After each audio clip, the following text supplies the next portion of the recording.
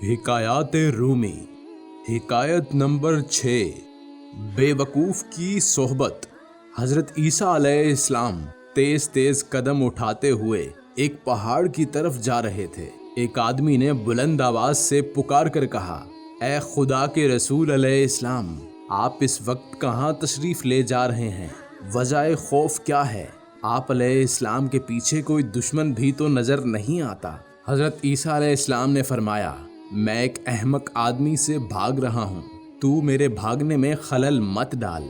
इस आदमी ने कहा, या हजरत, आप क्या वो मसीहा अलैहिस्सलाम नहीं जिनकी बरकत से अंधा और बहरा शफायाब हो जाता है? आप अलैहिस्सलाम ने फरमाया, हाँ। इस आदमी ने कहा, क्या आप अलैहिस्सलाम वो बादशाह नहीं हैं जो मुर्दे पर कलाम इलाही पढ़ते हैं और वो उठकर खड़ा होता है? आप अलैहिस्सलाम ने फरमाया, हाँ।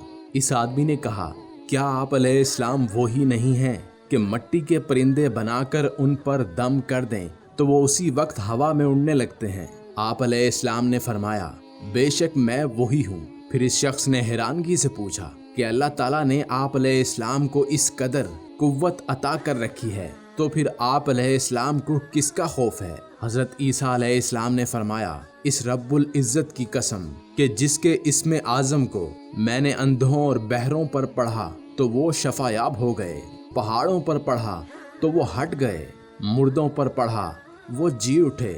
लेकिन वही इस्मे आज़म मैंने अहमक पर लाखों बार पढ़ा, लेकिन इस पर कुछ असर ना हुआ।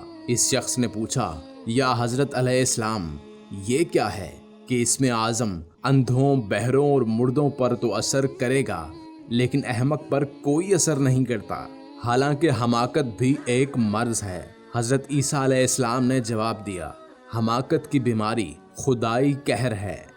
दरसे हयात, बेवकूफ़ की सोहबत से तन्हाई बेहतर है।